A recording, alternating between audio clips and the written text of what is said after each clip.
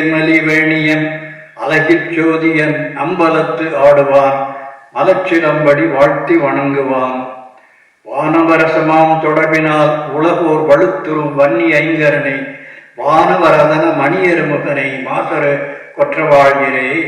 வானவர் முதுவன் பாலன பலவன் வணங்குனர் திருநெல்லை மாதை வானவரதனா முத்திராமேச வள்ளலை வணங்கி வாழ்த்திடுவான்.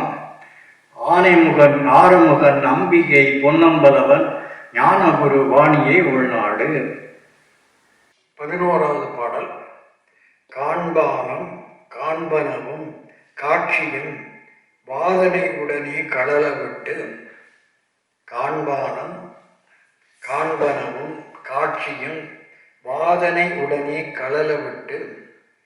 சேன்பாவு காட்சிக்கும் முதல் ஒளியாம் அச்சொருவ சிந்தை செய்வாம்.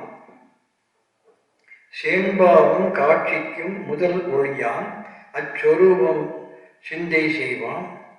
ஏன்பாலாம் உள்ளது இளந்தனும் இரண்டினிடை எய்தி இரவிலாதாய். மாண்பான ஒளிக்கு எல்லாம் ஒளியாம் அச்சொருவத்தை மதித்தல் செய்வான். இது 11வது பாட்டு. 11வது பாட்டில் 10வது பாட்டுடைய தத்துவத்தை திரும்ப சொல்றார். காண்பான் காண்பவை காட்சி. காண்பானும் காண்பவையும் காட்சியும் காண பயன்படுகின்ற கருவி காண்பான் காட்சி. இது மூன்றையும் உதறிவிட்டு இந்த திரிசயத்தை களைந்து விட்டு அதனால ஏற்படுகின்ற சிந்தனைகள் அனுபவங்கள் வாதனைகள் இதுவரைக்கும் ஏற்பட்ட நம்முடைய மனதில் இருக்கின்ற வாதனைகள் வாசனைகள் அனைத்தையும் உதறித்தள்ளி கலக்கிவிட்டு சேன்பாவம் காட்சிக்கும் முதல் ஒளியாம் மிகச் சிறப்பாக தெரியக்கூடிய கண்ணிற்கு மிக ஒளியோடு தெரிகின்ற காட்சி சைத்தன்யத்திற்கு அச்சொருவம் சிந்தை செய்வான். அப்படிப்பட்ட ஆன்மஸ்வரூபத்தை மிகுந்த பிரகாசமுடைய சைத்தன்யத்தை தருகின்ற ஒளியை தருகின்ற ஆன்மஸ்வரூபத்தை சிந்தை செய்வான். நாம் சிந்தையிலே ஏற்று அதனையே சிந்தித்து அமைதி அடைவோமாக. சிந்தித்து தமம் மேற்கொள்வோமாக. ஏன் வாலாம் உள்ளது இல்லதென்னும் இயற்கையாக உள்ளது இல்லாத இரட்டைகளை மறந்து உள்ளது சத் அசத் இல்லதுன்னா இல்லாதது அசத் சத் அசத் என்கிற பிரிவினைகளை மறந்து பேதங்களை மறந்து இரண்டினிடையும் இரண்டுக்கும் குறுக்க இருக்கிறதுக்கும் இல்லாத நடுவில் போக முடியும். எல்லாருக்கும் அப்படிப்பட்ட பாதையிலே சென்று என்றைக்கும் பிறப்பு இறப்பில்லாதவனாக இருந்தால் பிறப்பில்லை. அப்படி இறப்பில்லாத சிந்தையை அடைவாயாக. சொரூபத்தை சிந்தை செய்வாய். இரவிலாதாய் அப்படி சிந்தனை செய்து பிறப்பிறப்பை அழித்த ராமனே, அழிக்கக்கூடிய ராமனே, மாண்பான ஒளிக்கெல்லாம் ஒளியாம் பெருமை பொருந்திய ஜோதிக்கெல்லாம் பிறந்த பிரகாசமாக அதிக ஜோதியாக இருக்கின்ற சொரூபத்தை மதித்தல் செய்வாய். ஆத்மஸ்வரூபத்தை பிரம்மஸ்வரூபத்தை மதித்து வாழ்வாயாக, மதித்தல் செய்வாயாக. அதனை மதித்தால்தான் நம்முடைய மனம் தெளிவடையும். அதை மதிப்பாயாக. இது 11வது பாட்டு. 12வது பாட்டு. அகம் அகம் என்று அனைத்துயிரினிடத்திருந்தும் அனவரதம் உரைப்பதாகி நிகழ் ஒளியாம் தத்துவமான ஆன்மஸ்வரூபத்தை நினைத்தல் செய்வான். அகம் அகம் என்று அனைத்து உயிரினிடத்துமிருந்து அனவதம் உரைப்பதாகி நிகழ் ஒளியாம் தத்துவமான ஆன்மஸ்வரூபத்தை நினைத்தல் செய்வான். திகழ் இதறிய திகழ் இதய குகை உரையும் தேவதையை விட்டு அயலே தெய்வம் தேடல். திகழிதய குகை உரையும் திகழ் இதய குகை திகழ் இதய குகை உரையும் தேவதையை விட்டு அயல் அயல் தெய்வம் தேடல். மிக அரிய கௌத்துவத்தை எரிந்து சிறுமணி தேடும் வேட்கை போலாம். இது 12வது பாட்டு. 12வது பாட்டில் சைத்தன்யத்தை மனதில் ஏற்றுக்கொண்டு ஆன்மஸ்வரூபத்தை ஏற்றுக்கொண்டு அதனை மதிப்பாயாக 11ல் சொன்னோம். அதே போல நான் நான் அகம் அகம் என்று அகம் பிரம்மாஸ்மிங்கிறது அகம் பிரஜானம். எல்லா உயிரிடத்திலும் தானாக இருக்கின்ற அனைத்து உயிரிடத்திலும் ஆன்மாவாக இருக்கின்ற எப்பொழுதும் விளங்கிக் கொண்டிருக்கின்ற ஒளியாகிய சைத்தன்ய ஒளியாகிய ஆன்மஸ்வரூபத்தை நினைத்தல் செய்வான். ஆன்மஸ்வரூபத்தை நாம் மனதிலே உறுதியாக ஏற்றுக்கொண்டு வைராக்கியமாக அதனை நினைத்தல் செய்வான். அப்படி நினைத்தல் செய்கிற பொழுது நம்முடைய மனத்திலே உரைகின்ற திகழ் இதய குகை இதய குகைக்குள்ளே உரைகின்ற ஆன்மஸ்வரூபத்தை நினைவில் கொள்வோம். நமக்கு 3 உடம்புன்னு முன்னாடி சொல்லியிருக்கோம். தூலம், சூட்சுமம், காரணம். காரண உடம்புங்கிறது சூட்சும உடம்பு என்பது கண்ணிற்கு தெரியாது, ஆனால் உள்ளே உரைகின்றது, அது தெரியும். காரண உடம்பு நம்முடைய உரைகின்ற உடம்பு இல்லை, அது இரண்டிற்கும் அப்பாற்பட்டது. அப்படிப்பட்ட உடம்பத்தை நம்ம ஆனந்த கோஷம்னு சொல்றோம். ஏன்னா அது ஏறக்குறைய பிரம்மத்தை அறிந்த நிலை, பிரம்மத்தோடு ஐக்கியப்படக்கூடிய ஸ்டேஜ். 100 மீட்டர் ஓட்டப்பந்தயத்தில் 95வது மீட்டர் ஃபர்ஸ்ட் வந்துகிட்டு இருந்தீங்கன்னா 5 மீட்டர் வேகமாக ஓடி அடைஞ்சிடலாம். அது மாதிரி எல்லையை அடையக்கூடிய நிலையில் இருப்பது காரண உடம்பு, ஆனந்தமய கோஷம். அப்படிப்பட்ட சைத்தன்யத்தை ஆனந்தம் அனவரதம் உரைப்பதாகி, அப்படி அந்த ஆன்மஸ்வரூபத்தை சைத்தன்யத்தை என்றும் அனவரதம் என்றால் எந்த நேரமும் எந்த காலமும் 24 மணி நேரம், என்ன 365 நாள் 24 மணி நேரம், அதில் 60 நிமிஷம் 60 செகண்ட், எல்லாத்துக்கும் ஒவ்வொரு நிமிடங்களும் வினாடிகளும் நாம் அதை நினைத்து கொண்டிருக்க வேண்டும். நிகழ்வொளியாம் தத்துவமான நிகழ்ந்து எப்பொழுதும் இருக்கின்ற பிரகாசமான சைத்தன்யமான ஆன்மஸ்வரூபத்தை நினைத்தல் செய்வோம். நாம் மனதிலே ஏற்றி வணங்குவோம், நினைத்தல் செய்வோம். அப்படிப்பட்ட இதய குகையிலே வாழ்கின்ற இறைவனை விட்டு வெளியிலே இருக்கின்ற எங்கோ இருக்கின்ற எதையோ இருக்கின்ற தெய்வங்களை தேடுவது எப்படின்னா, களங்கமற்ற மிக தெளிவான விலை மதிப்பற்ற மாணிக்கத்தை தூக்கி எறிந்து விட்டு கூழாங்கல் தேடி அலைகிறது போல, கையில் இருக்கின்ற களங்கமற்ற தெளிவான விலை மதிப்பு உயர்ந்த மாணிக்கத்தை தூக்கி எரிஞ்சிட்டு கீழே கிடக்கிற கூழாங்கல் எல்லாம் சேர்த்துக்கிட்டு இருக்க மாதிரி. அதனால பரம்பொருளை சிந்திப்பது நமக்கு கடமை. அதை விட்டு சிறு தெய்வங்களை, சின்ன சின்ன எல்லாருக்கும் சிறு தெய்வ வழிபாடு அவசியம் சொல்லியிருக்கோம். சிறு தெய்வ வழிபாடு, இஷ்ட தெய்வ வழிபாடு எல்லாம் தேவை. எப்ப? ஆரம்ப காலகட்டத்திலே, ஆன்மீகத்தை பயிர்கின்ற காலத்திலே வணங்குவதற்கு ஒரு தெய்வம் தேவை. அதுக்கு ஒரு உருவத்தை படைக்கிறோம். பரம்பொருள் ஈஸ்வரன் உருவமற்றவன், அவனுக்கு வடிவம் கிடையாது, உருவம் கிடையாது, நாமம் கிடையாது, எல்லை கிடையாது, எல்லாம் இருந்தாலும் நாம் தொடங்குகிற காலத்திலே, ஆரம்ப காலத்திலே பக்குவப்படுத்திக் கொள்வதற்காக ஒரு அம்பாளையோ ஈஸ்வரனையோ முருகனையோ இஷ்ட தெய்வமாக கொள்ளுகிறோம். ஊரில் இருக்கிற காவல் தெய்வங்களை ஐயனார், காளி இவர்களை காவல் தெய்வங்களாக சிறு தெய்வங்களாக கொண்டு வணங்குகிறோம். என்னட்டா நாம் நன்றாக இருக்க வேண்டும். நமக்கு என்ன, நம்முடைய காரியங்கள் தடங்கள் இல்லாமல் நடக்க வேண்டும் என்றால் தெய்வத்தை வணங்க வேண்டும். இதுதான் நம்ம கற்றுக்கணும், நமக்கு பெரியவர்கள் சொல்லிக் கொடுத்தோம்.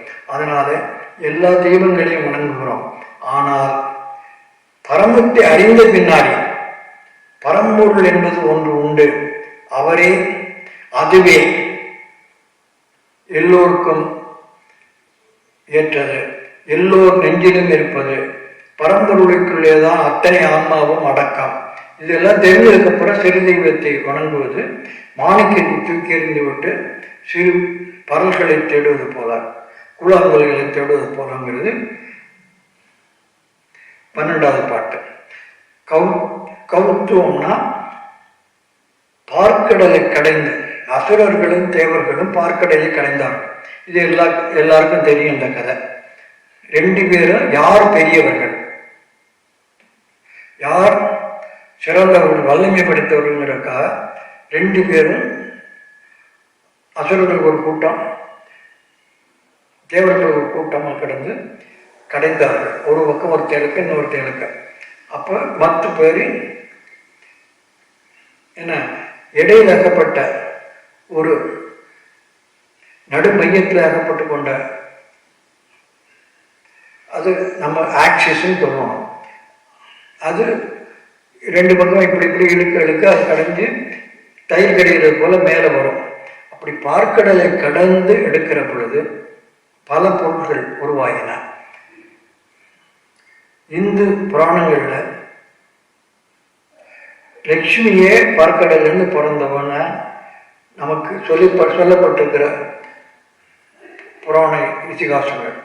லக்ஷ்மி இந்திரனுடைய வாகனமான வெள்ளை யானை ஐராவதம். இப்போ நம்ம சொல்கிற கௌத்துவங்கிறது ஒப்புயர்வற்ற மாணிக்கம், அகலிகை. இதே போல் பல பொருள்கள் பார்க்கடலை கடையிறப்போ ஒன்றொன்னா வந்துக்கிட்டு இருந்துச்சு வெளியில். அப்படி பார்க்கடலில் தோன்றிய மாணிக்கத்தை தூக்கி எறிஞ்சு விட்டு ரோட்டில் கிடக்கிற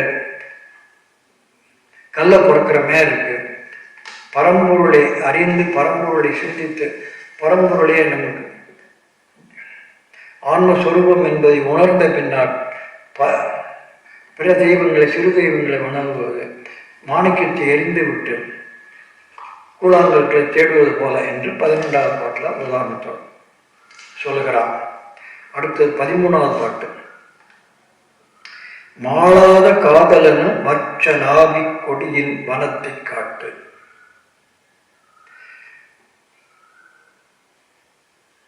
மாளாத காதலனு வற்சப நாவி கொடியின் வனத்தை கட்டு, வனத்தை சுட்டு நீள் ஆசை அனைத்து தீதும் அறுத்து அவருக்கு அன்றோ இப்பயன் தான் நேரா நிற்கும். கேடா பொருள் அனைத்தும் முன்பொடும் பின்பு இன்மையிலா குற்றம் கண்டு மீளாத பாவனையார் கட்டுண்பார் வேசரியே வேறொன்றா. இது 13வது பாட்டு. இதில் நமக்கு நல்லா தெரியும், காதல் என்கிற வார்த்தைக்கு ஆணுக்கும் பெண்ணிற்கும் ஏற்படுகின்ற அன்பு உறவு, பாச உறவு இல்லை. காதல் என்பதற்கு பொதுவான அர்த்தம் ஆசைன்னு பேர், மோகம், ஆசைன்னு பேர். அதனால என்றைக்கும் மாளாத காதல், ஆசை எப்போதுமே அழியறதில்லை. இது நமக்கு நல்லா தெரியும். ஒரு ஆசை தோன்றிவிட்டால் ஆசை பூர்த்தியாகிவிட்டது என்று நினைக்கின்ற காலத்தில் கூட ஒரு சின்ன பிசுறு தட்டும். இன்னைக்கு நல்ல ஸ்வீட் வாங்கி சாப்பிடணும்னு நினைப்போம், அது ஆசை. சரின்னா ஒரு ஹோட்டலுக்கு போய் ஸ்வீட் ஆர்டர் பண்ணி சாப்பிடுவோம். இப்பொழுது நம்முடைய ஆசை திருந்து விட்டது, நியாயமாக திருந்திருக்கணும். ஆனால் நம்ம மனசுக்குள்ள அவ்வளவு சந்தோஷம் வரல, திருப்தி வரல. என்றால் சாப்பிட்ட லட்டில் கொஞ்சம் உப்பு கலந்துருந்துச்சு, அல்லது சுவை இல்லை, கிராம்பு இருந்துச்சு, உரப்பாக இருந்துச்சு அப்படின்னு ஒன்று.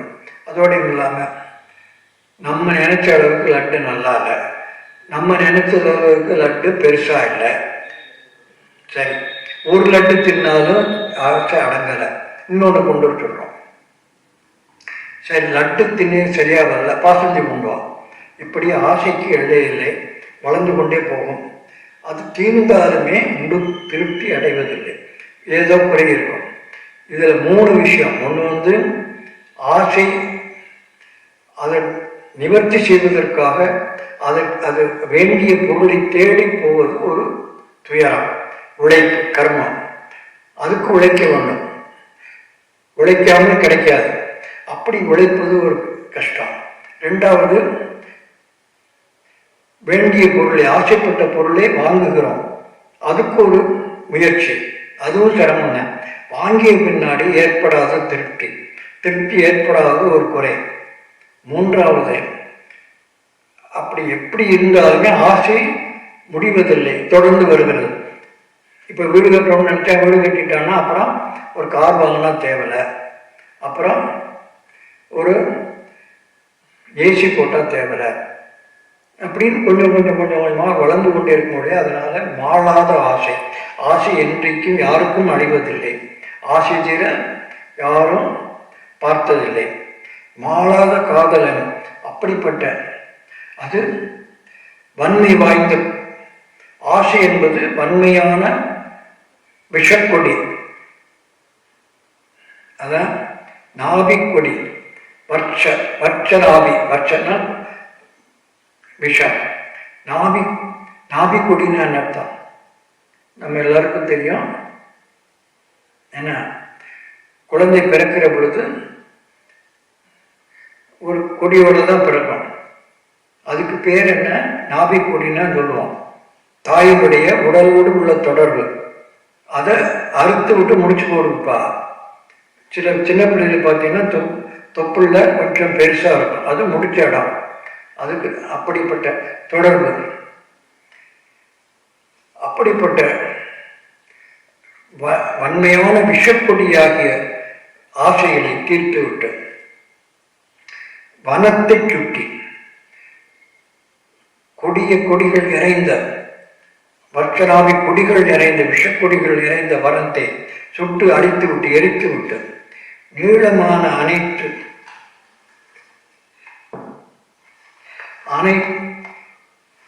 தீவை அனைத்தையும் மறுத்தவர்கள் இப்பயன்தான் பேரான.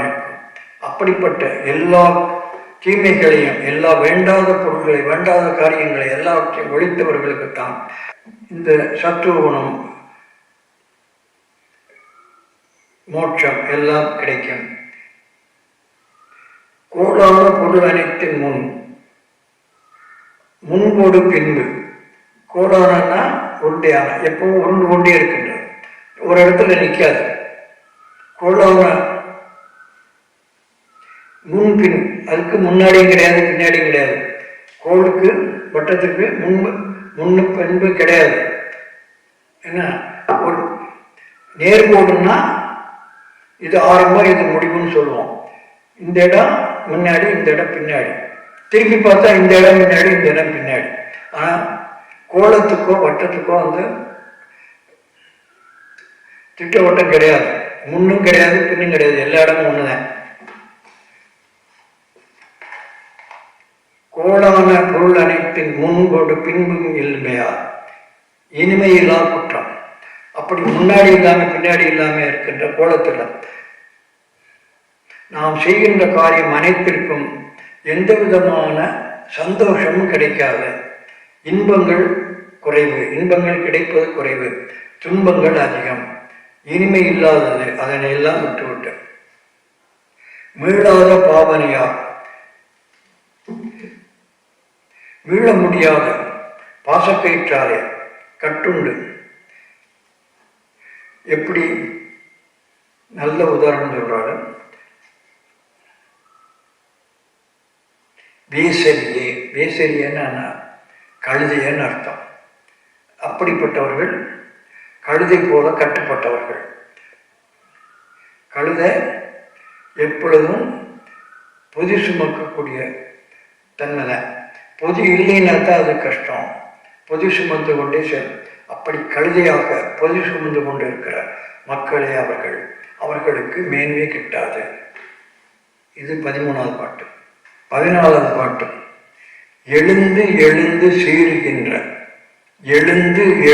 சீறுகின்ற இந்திரிய பாம்புகளை இதயந்தன்னில் அழுந்து விவேகத்தடியார் வச்சிரங்கொண்டு இந்திரன் வெறுப்பு அடைவதென்ன? விழுந்திட மோதுர வேண்டும் சாந்தியினால் சமம் மீறி இடத்தீர் நெஞ்சம் முழுந்து சுக வடிவான தற்பத நிலையை பெருக இதுவே முக்தி என்ன. இது 14வது பாட்டு.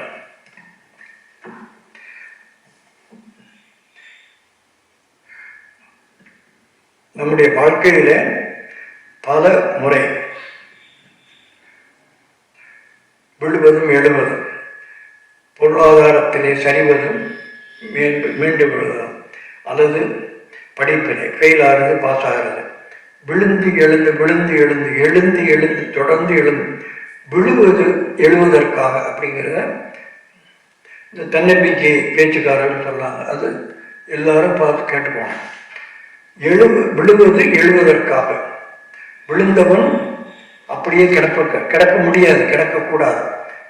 எழுந்து அதாவது நம்ம அடக்கி வச்சாலும் அடங்காமல் சீறி எழுந்து சீறுகின்ற இந்திரியம்.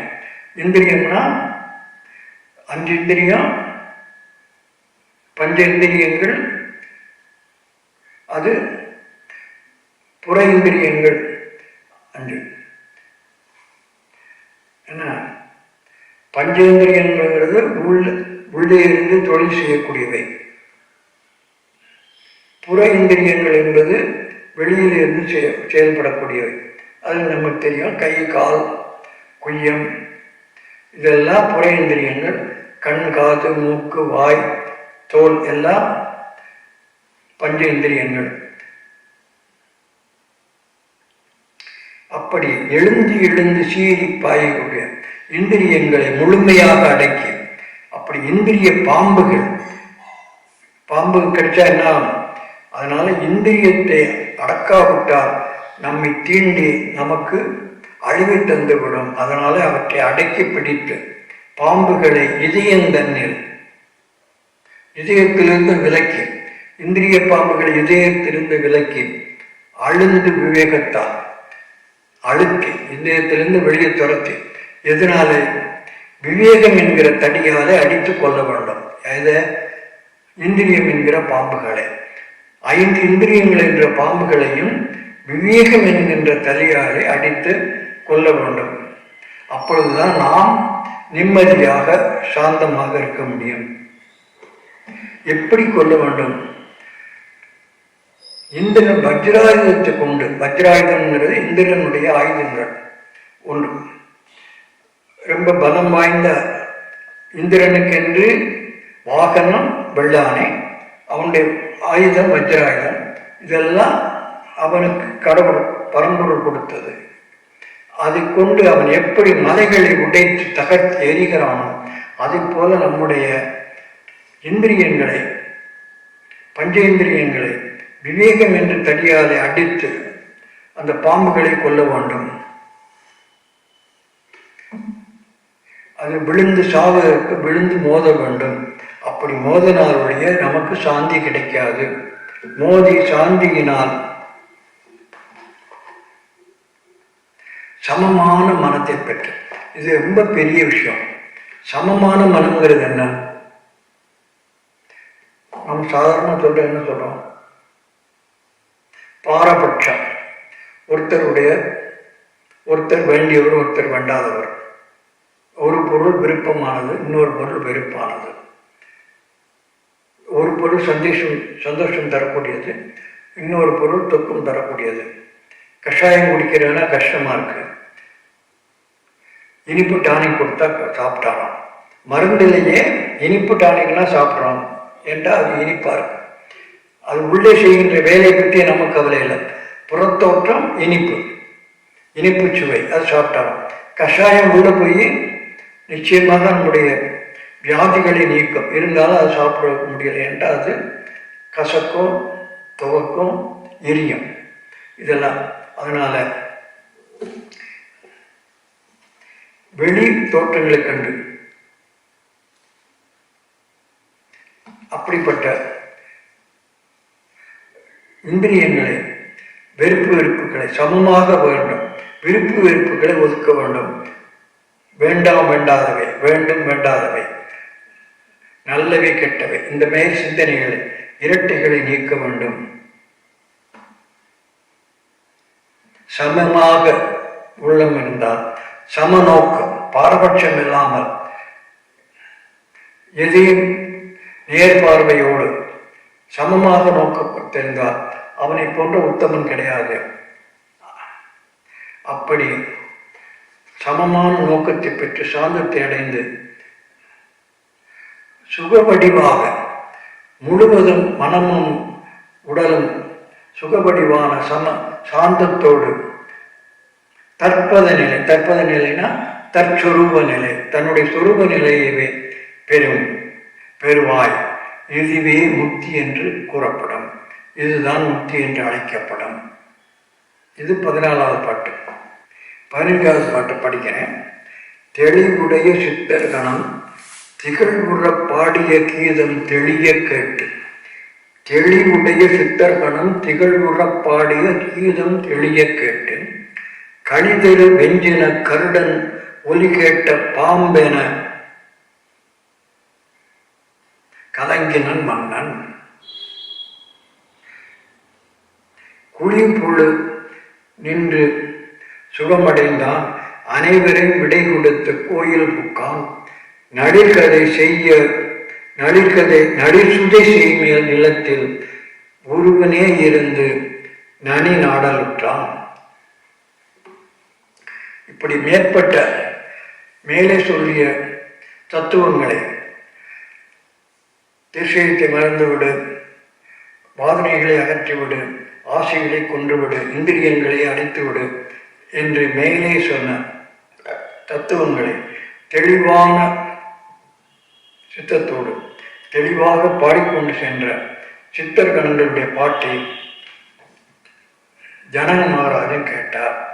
தெளிவுடைய சித்தர் கணம் திகழ் உறப்பாடிய, எப்பொழுதும் திகழ்ந்து ஒளி பெற்றதால் நிலைத்து நிற்கக்கூடியதாக தத்துவங்களை பாடிச் சென்ற சித்தர்கணம் பாடிய பாட்டுக்களை கீதம் தெளிய கேட்டு தெளிவாக கேட்டான். தெளிந்தான், மனதை தெளிந்து கொண்டான்.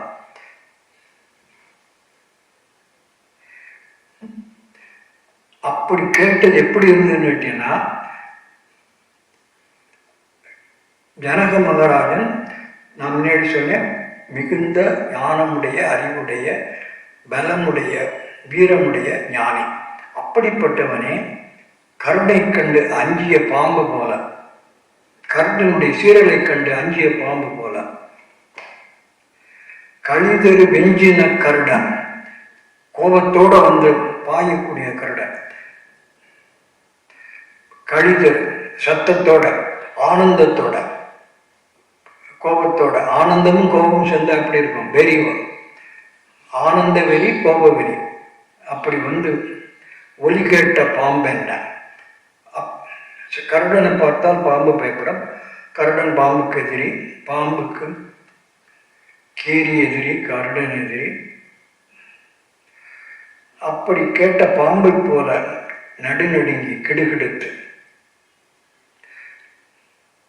சோலையிலே, குளிர் பொழிலே, குளிர்ச்சி தரக்கூடிய சோலையிலே இருந்து கொடுத்து அனைவரையும் விடை கொடுத்து கோயில் புக்கான். கோயில்கிறது அரண்மனை. அரசன் தெய்வம், அரசனுடைய குடியிருப்பு கோயில். இது தமிழ் பாரம்பரியம். கோயில் புக்கான் நழிசுதை செய் மேல் நிலத்தில் ஒருவனே இருந்து தனி நாடாளுற்றான். தன்னை பற்றிய சிந்தனைகளை தன்னை பற்றிய சிந்தனைகளை தனியாக இருந்து நளிசுதை அப்படின்னா மென்மையான ஒரு ஆசனத்தில் அமர்ந்து சிந்திக்க தொடங்கினான். இது 15வது பாட்டு. தெளிவுடைய சித்தர்களும் திகழ்புற பாடிய கீதம் தெளிய கேட்டு கழிதரு வெஞ்சின கருடன் ஒலி கேட்ட பாம்பென்ன கலங்கி மன்னன் குளிர்புள் நின்று சுகமடைந்தான். அனைவரையும் விடை கொடுத்து கோயில் புக்கான் நளிர்சுதிசை மேல் நிலத்தில் ஒருவனே இருந்து நனி நாடல் குற்றான். எல்லையில்லா அண்டத்தில் எல்லை இல்லா அண்டத்தில் யான் ஆளும் புவி நோக்கில் இறையும் இல்லை. எல்லையில்லா அண்டத்திலே யான் ஆளும் புவி நோக்கில் இறையும் இல்லை. அல்லல் உறும் இது பெரிதா ஆதரித்து நிற்பதோ அந்தோ அந்தோ. புல்லிமையற்று இனிதாகி உதாரமாக செயல்பட பொருள் ஈதென்ன உலகில் ஒரு பொருளும் காணேன் தொடர்ச்சி நிலை என்னே. இந்த அண்ட சராசரங்களுக்கு எல்லை கிடையாது.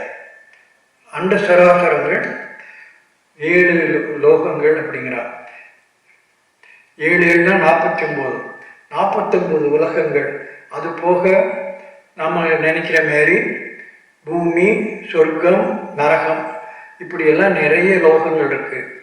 அதாவது இங்கிலீஷில் அனாட்டமியில் சொல்றது மில்கி வேன். அதில் நிறைய உலகங்கள், நிறைய அண்டங்கள், கண்டங்கள் எல்லாம் இருக்கு. அப்படிப்பட்ட உலகிலே என்னுடைய ராஜ்யம், நான் ஆள்கின்ற விதேக நாடு, ஜனகராகிய நான் ஆள்கின்ற விதேக நாடு ஒரு துளி கூட இல்லை, இறையும் இல்லை. ஒரு இவ்வளவு பெரிய அண்ட சராசரத்தில் என்னுடைய நாடு கண்ணுக்கு தெரியாது, ஒரு துளி கூட இல்லை, இறையும் இல்லை. இதனை பெரிதாக நினைத்து நான் ஆட்சி புரிகிறேன், நான் பெருமைப்படுகிறேன் என்று பெரிதாக நினைத்து செயல்படுகிறேனே, அது என்ன சொல்வது?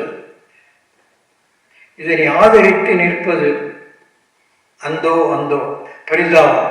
இது ஒரு பெரிய நாடாகவும் நான் செய்கின்ற செயல்களை பெரிய செயல்களாகும், என்னுடைய அரசாட்சியை மிகச்சிறந்த அரசாட்சி என்றும் நானே நினைத்துக் கொள்வது பரிதாபத்திற்குரியது. இது ரொம்ப ரொம்ப சின்ன நாடு, ரொம்ப ரொம்ப ஒரு துளி போல, ஒரு புள்ளி போல இருக்கக்கூடிய நாடு. உலகத்தோடு ஒப்பிடுகிற பொழுது, அண்ட சராசரங்கள் ஒப்பிடுகிற பொழுது என்னுடைய நாடு ஒரு புள்ளியை போல். அதை ஆள்வது ஒரு பெரிய காரியம் இல்லை. அதனை ஆள்வதனாலே நான் பெருமைப்படுவதும் உரிய காரியம் இல்லை, பெருமை இல்லை. அப்படி இல்லாமல் புல்லிமையற்று புண்மையான மனங்களை, புண்மையான எண்ணங்களை மாற்றி புல் நிமையற்று இனிதாகி மனத்தை இனிதாக்கி கொண்டு இனியவனாக, உதாரமாக, வள்ளத்தன்மையோடு, யாரிடத்தும் கருணையோடு, தாட்சணியத்தோடு, கருணையோடு, அருளோடு இருந்து செய்யப்பட வேண்டும். அப்படி செய்யப்படாத பொருள் எதுவும் நிலைத்தில்லை. அப்படி செய்யப்படாத பொருள்களை எந்த உலகத்திலே நான் எந்த இடத்திலும் பார்க்கவில்லை. நல்ல காரியங்களை நல்ல எண்ணத்தோடு செய்பவை நிலைத்து நிற்கும், மற்றவை அழிந்துவிடும். அப்படி நல்ல காரியங்களை நல்ல எண்ணங்களோடு காரியங்களை செய்யாவிட்டால் அந்த காரியங்கள் அழிந்துவிடும். அது நிலைத்து நிற்பதில்லை. நிலைத்து நிற்பதாக நான் எங்கும் காணவில்லை. இது ஜனகருடைய வாக்கு.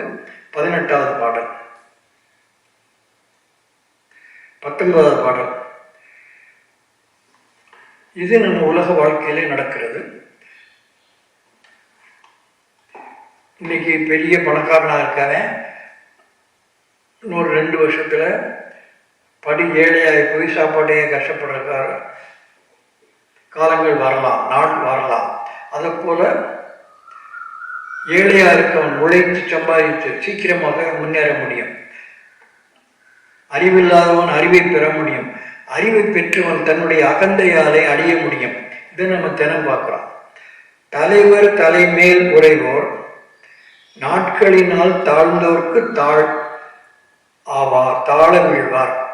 தலைவர் தலைமேல் உறைவோர் நாட்களினால் தாழ்ந்தோர்க்கு தாழ வீழ்வார். நிலையில் பெருமையை நினைக்கின்ற நெஞ்சே இந்நினைவு ஏது என்னே. தொலைவில் பெரும் போகங்கள் பெரியோர்கள் கிளையோடு முன்னால் தோன்றி உலைவுற மாண்டார். இந்நாள் இங்கு இவை அனைத்தில் உறுதின் என்னே. இப்ப இந்த பாட்டுக்கு தலைவராக இருந்தவர், தலைவராக தலைமையிலிருந்து வாழ்ந்தவர், தலைவரே என்று அழைத்து போற்றப்பட்டவர்கள் கால தத்துவத்தாலே கால மாறுதல்களினாலே நிலை தாழ்ந்து கீழானவர்களுக்கு கீழாக அடிமையாக மாறக்கூடிய வாய்ப்புகள் உண்டு, வருவார்கள். இது உலக இயல்பு. தாழ்ந்தவன் உயர்வதும் உயர்ந்தவன் தாழ்வதும் உலக இயல்பு. அதே போல தாழ்ந்தவர்களும் உயர முடியும். அதனால இது செல்வமோ புகழோ அறிவோ ஞானமோ எதுவுமே நிலை இல்லாதது. நிலையில்லாத பெருமையை சில காலம் கூட நினைத்து நிற்க முடியாத பெருமையை புகழை உறுதி என்று நினைக்கின்றாயே, இது என்ன நியாயம்? உனக்கு நல்லா தெரியும், இன்றைக்கு நீ புகழ்பெற்ற தலைவன், அடுத்த எலெக்ஷன்ல நீ தோத்து போயிட்டேன்னா ஒண்ணுமில்லை. அதனால நீ இன்னைக்கு பெருமையாக, இன்னைக்கு வீராப்பாக தெரியாத, இயல்பாக இரு அப்படிங்கிறத உறுதி என நினைக்கின்ற நெஞ்சே இந்நினைவு ஏது. இந்த பெருமையை கருதி நான் தலைவன், நான் பெருமைக்குரியவன் என்று எண்ணுகிற எண்ணம் உனக்கு தெரியும், இது நிலையில்லாதது. அப்படி இருக்கப்போ நீ எதுக்கு மனசில் நினைக்கிற? இயல்பாக இரு. அந்த மாதிரி பெருமையோ கௌரவமோ நிலைக்காது. அதனாலே அகம்பாவத்தை விட்டு இயல்பாக இரு.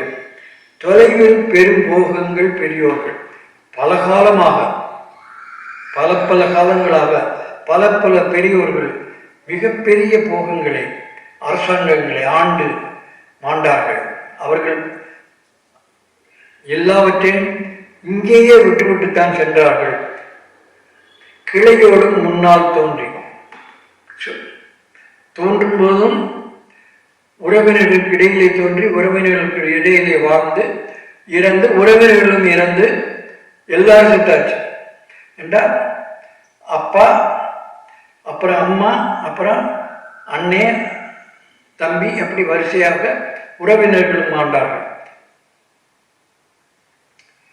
தோன்றி உலை உற மாண்டார்கள். தோன்றி பிறந்து கஷ்டப்பட்டு சம்சார சாகரத்தில் உழன்று உலை உற மாண்டார்கள். துயரப்பட்டு உழன்று மாண்டார்கள். இது தெரிந்திருந்தும் இங்கு இவை அனைத்தும் உறுதி என்று எப்படி எண்ணுவாய்? அனைத்திலும் நீ உறுதி என்று எண்ணுவது என்ன? உறுதியாக காண்பது எதை? எதுவுமே உறுதி இல்லை, நிரந்தரம் இல்லை என்பதை நீ நன்றாக அறிவாய். அப்படி இருந்தும் உறுதியாக எதையோ எண்ணி இருக்கிறாயே, அது சரியா தகுமா? பாடல் எண் 20. மன்னாடும் மன்னவரும் அவர் தனமும் மாண்டன நுண் மணலை ஒக்கும். மன்னாடும் மன்னவரும் அவர்தனமும் மாண்டனர் நுண்மணலை ஒக்கும். விண்ணாடும் இந்திரரும் அவர் வாழ்வும் போயின விண்மீனை ஒக்கும். எந்நாடும் பரமரும் அண்டமும் பூதங்களும் இறந்த எல்லை இல்லை. கண்ணாடும் அவையெங்கே நின் வாழ்க்கையில் நிலை என்ன கவலை நெஞ்சே. மண்ணாடும் மன்னவரும் அவர் தனமும் மாண்டன. இந்த பூமியை ஆண்ட சக்கரவர்த்திகள், காலங்காலமாக ஆண்டு வந்த சக்கரவர்த்திகள் அவருடைய பரம்பரை, சோழ பரம்பரை, பாண்டியன், சேரன், வடநாட்டிலே இஸ்லாமியர், மௌரிய பேரரசர்கள் என்று பேரரசர்கள், சக்கரவர்த்திகள் வாழ்ந்தார்கள், ஆண்டார்கள். அப்படி மண்ணாண்ட மன்னவர்களும் அவர்களுடைய தனமும் அவர்கள் வச்சிருந்த பொக்கிஷம், பொக்கிஷ அறையில் வச்சிருந்த செல்வங்களும், களஞ்சிய பொற்களஞ்சியம் சொல்லுவோம், களஞ்சியத்தில் இருக்கின்ற பொற்களும் பொற்காசுகளும் அவை யாரும் அழிந்து விட்டன. இப்ப எதுவும் கிடையாது. மண்ணாண்ட மன்னவரும் அவர் தனமும் அழிந்தன. அது எப்படி? எத்தனை மன்னர், எத்தனை சக்கரவர்த்தி, கணக்கில்லை. கணக்கு போட்டு பார்க்க போனா அதுக்கு உதாரணம் என்ன? கணக்கே இல்லை, அளவே இல்லைன்னு சொல்லியாச்சு. அப்படியே ஏதாவது ஒன்று சொல்லணும்னா கடற்கரையில் இருக்கிற நுண் மணலை இருக்கும். நம்முடைய கடல் ஓரத்தில் இருக்கின்ற, கடற்கரையில் இருக்கின்ற மணலை எண்ணினால் எத்தனை இருக்குமோ, கோடிக்கணக்கில், லட்சக்கணக்கில் இருக்கும். அப்படிப்பட்ட மன்னர்கள் எல்லாரும் ஆண்டு விட்டார்கள். அதே போல விண்ணாண்ட இந்திரனும், இந்திரனுக்கும் மரணம் உண்டு, பிரம்மனுக்கும் மரணம் உண்டு. அதான் சொல்றாங்க, இந்திரா விண்ணாடும் இந்திரரும் அவர் வாழ்வும் போயின. அவர்கள் எத்தனை இந்திரர்கள் இருந்தார்கள்? விண்ணிலே உள்ள நட்சத்திரங்களைப் போல் அத்தனை இந்திரர்கள் இருந்து மாண்டார்கள். இதுல என்னன்னு கேட்டா, எல்லா ஜீவர்களுக்கும், தெய்வங்கள் முதற்கொண்டு எல்லாருக்கும் கால நிர்ணயம் செய்யப்பட்டிருக்கிறது. பிரம்மத்திலே தோன்றி பிரம்மத்திலே ஒடுக்கம். அதனாலே ஒரு குறிப்பிட்ட காலம் வரைக்கும் தான் எல்லாருடைய வாழ்க்கையும். நம்மை பொறுத்த மட்டும் ஜீவர்களுக்கு 100 ஆண்டு காலம் என்று இந்த சாஸ்திரம் சொல்றது. ஞானவாசிட்ட 100 ஆண்டு காலம், பூரண ஆயுசுங்கிறது 100 ஆண்டு காலம். சில சாஸ்திரங்கள்ல 120 சொல்றாங்க. அப்படி எல்லாருக்கும் கால நிர்ணயம் உண்டு. இந்திரனுக்கும் கால நிர்ணயம் உண்டு. அவனுடைய கால நிர்ணயம் வந்தால் அவன் இறந்து விடுவான், அடுத்த இந்திரன் தோற்றுவிக்கப்படுவான். அவனுடன் இந்திராணியும் அழிந்து விடுவாள், இந்திராணியும் புதிதாக வருவார். அதே போல பிரம்மனுக்கும் கால கெடு உண்டு, நிர்ணயம் உண்டு. எந்நாடும் பிரம்மரும் அண்டமும், இந்த உலகம், பிரபஞ்சம் அனைத்தும் அழிந்துவிடும். அண்டமும் பூதங்களும், ஐம்பூதங்களும் அழிந்துவிடும். 36 தத்துவமும் 36வது தத்துவத்திலே ஒடுங்குவது என்பதுதான் நம்முடைய கருத்து, தத்துவம். 35 தத்துவங்கள் பிரம்மத்தை தவிர மற்ற வேறெல்லாம் பிரம்மத்திலே ஒடுங்கும். பிரம்மத்திலே தோன்றியவை பிரம்மத்தினுடைய ஆக்ஞையினாலே, ஆணையினாலே மாயாசக்தி தோன்றி எல்லா உயிர்களையும் பிறப்பித்தது. எல்லா உயிர்களும், அண்டங்கள், ஈஸ்வரர்கள், முக்குணங்கள் எல்லாவற்றும் யாவையும் பிறந்தன. அவை ஒடுங்குகிற பொழுது எப்படி பிறந்த வருஷம் வந்ததோ அது மாதிரி ரிவர்ஸ் திரும்பவும் ஒன்றொன்றாக மறைந்து கடைசியில ஈஸ்வரர்களும் ஒடுங்கி விடுவார்கள். அப்புறம் மாயை ஒடுங்கிவிடும். பிரம்மத்திற்குள்ளே அத்தனையும் ஒடுங்கி அடங்கிவிடும். பிரம்மம் எல்லாவற்றையும் ஏற்றுக்கொண்டு சத்தியலோகத்திலே நிரந்தரமாக சத்தியமாக இருக்கும். அடுத்த யுகம், இப்ப நம்ம கலியுகத்தில் இருக்கிறோம். அடுத்த யுகம் கல்கிங்கிறாங்க, கல்கி அவதாரங்கிறாங்க. அந்த காலத்திலே திரும்பவும் எல்லாம் தோற்றுவிக்கப்படும், அனைத்தும் தோற்றுவிக்கப்படும். அப்ப தோற்றுவிக்கப்படுகிற பொழுது வித்தியாசமாகவும் இருக்கலாம். தோற்றுவிக்கப்பட்ட பொருள்கள் அனைத்தும் வித்தியாசமாக இருக்கலாம்.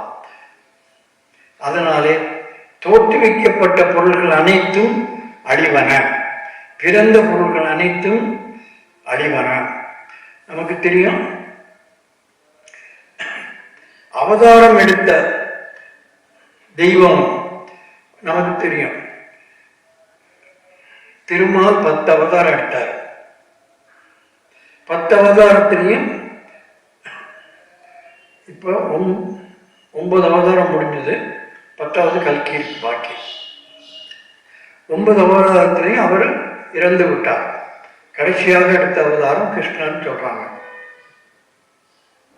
கிருஷ்ணரும் கோதாவரியில இறந்து விட்டார். ராமர் கங்கைக்கரையிலே நின்று தவம் செய்து கங்கையிலே ஆழ்ந்து விட்டார். பிறந்தவர் இறக்க வேண்டும். அவதார புருஷனாக இருந்தாலும் இறப்பு உண்டு. பிரம்மத்திற்கு இறப்பு உண்டு, பெருமாளுக்கு இறப்பு உண்டு, சிவனுக்கு இறப்பு உண்டு, சங்கரனுக்கு. அப்படி பிறந்து இருக்கிறவர்கள்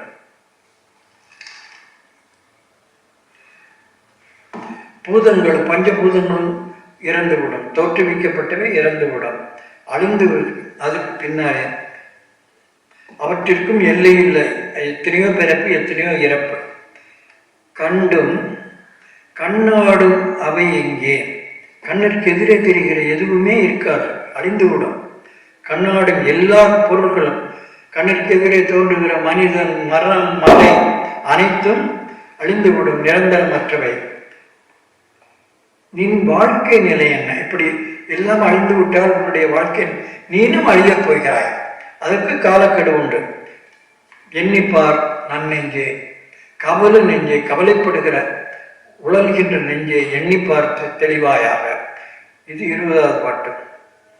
தந்தையாய் ஆவானும் சார்கதியும் ஆவானும் அந்தமிலா இன்பம் நமக்காவானும் எந்த முயல் தான் ஆகுவானும் சரணாகுவானும் அருக்கோனாகுவானும் குரு. இது சகனானவது சகனோ புனத் சகவீரியம் கரவாவகை தேஜஸ்வி நாவதி தமஸ்து மாவித் பிஷாவகை. ஓம் சாந்தி, ஓம் சாந்தி, சாந்தி சாந்தியே. ஆச்சாரியாசிரியராகிய நம் இருவரையும் இறைவன் காப்பாராக. அறிவின் ஆற்றலை நாம் இருவரும் அனுபவிக்குமாறு ஊக்குவிப்பாராக. நாம் இருவரும் ஈடுபாடு மிக்க ஆற்றலுடன் உழைப்போமாக. கற்றது நமக்கு பயனுள்ளதாக விளங்கட்டும். கற்றது நமக்கு பயன் உள்ளதாக விளங்கட்டும். எதற்காகவும் நாம் ஒருவரை ஒருவர் வெறுக்காமல் இருப்போமாக. மூவகையிலும் அமைதி நிலவட்டும். ஓம் சாந்தி. ஓம் அறிவோம்.